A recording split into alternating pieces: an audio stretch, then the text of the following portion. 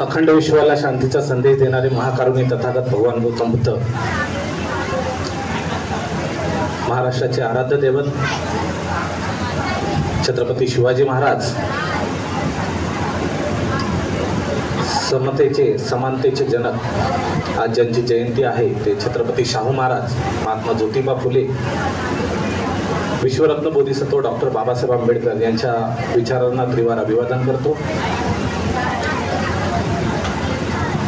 आजच्या या कार्यक्रमाचे सन्माननीय अध्यक्ष निलेशजी मोहिते, मंचकावर उपस्थित सर्व चळवळीतील ज्येष्ठ सुज्ञ आदरणीय कार्यकर्ते, नेते, उपस्थित सर्व समाज बांधव, सर्वांना सप्रेम जय भीम। वास्तविक पाहता चिठ्ठी यायच्या अगोदरच 2च मिनिटं बोलायचं।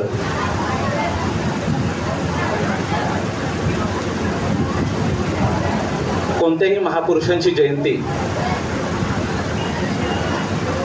साजरी करताना त्याच्या मागचा उद्देश काय? माझ्या अगोदर कोणीतरी म्हटलेलं आहे की महापुरुषांच्या जयंत्या साजऱ्या करताना ते आपल्या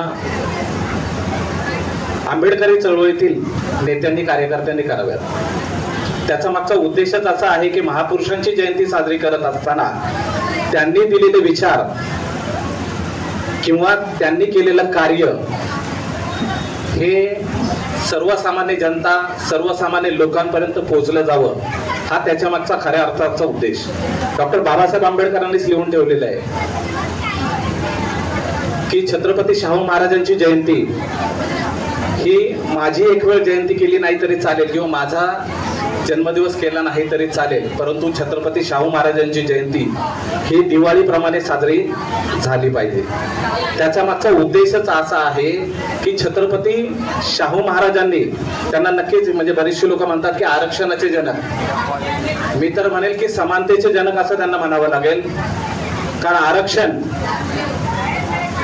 हा विषयच वादाचा लोकांनी करून ठेवलेला आहे। छत्रपती शाहू महाराजांनी या देशामध्ये किंवा या राज्यामध्ये आरक्षण देण्याचं कारणच असं होतं की या देशातली शोषित पीडित किंवा जी अस्पृश्य म्हटली जाणारी जी लोक होती की ज्यांना शिक्षणाचा अधिकार नव्हता, त्यांना शिक्षणाचा अधिकार मिळावा आणि त्या अधिकारातून शिकून सवरून त्यांना त्यांचं स्थान प्राप्त करण्यात यावं, त्यांना समानतेचा दर्जा मिळावा, हा त्याच्या मागचा प्रमुख उद्देश होता। आणि ह्या उद्देशापोटीच छत्रपती शाहू महाराजांनी या देशामध्ये, या राज्यामध्ये सर्वात प्रथम आरक्षणाला सुरुवात केली। आता आपण पाहतोय की शिक्षणामध्ये सक्ती केली जात आहे। वास्तविक पाहता शिक्षणच सक्तीचं व्हायला हवं होतं, परंतु आपण बघतोय सध्याच्या जे काही सिलेबस असेल किंवा जो अभ्यासक्रम आहे त्याच्यामध्ये तुम्हाला सक्तीचं शिक्षण दिलं जात नाही, तुम्हाला सक्तीचं काय शिकलं पाहिजे हे दिलं जात आहे। मुळात आपला लढा सक्तीच्या शिक्षणापासून सुरू व्हायला हवा आणि त्याच्यावर आपलं काम व्हायला हवं।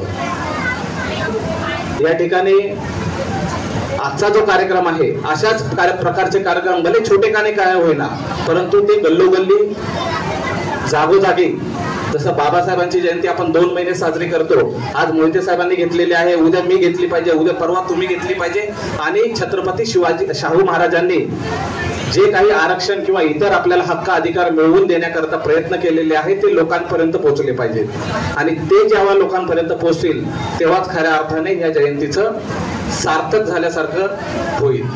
मी फक्त या ठिकाणी आज जास्त विशेष काय बोलणार नाही, आपल्या सर्वांना या ठिकाणी छत्रपती शाहू महाराज यांच्या जयंतीच्या शुभेच्छा देतो, कारण माझ्यानंतरही 2-3 लोक बोलणार आहेत। या ठिकाणी निलेशजी मोहिते यांनी आम्हा सर्वांना एका मंचकावर बोलवून त्या ठिकाणी एक नैतिकतेचा धागा जो गुंफण्याचं काम केलंय त्याबद्दल त्यांचे आभार व्यक्त करतो आणि ते सांगतो धन्यवाद। जय भीम, जय बुद्ध, जय भारत।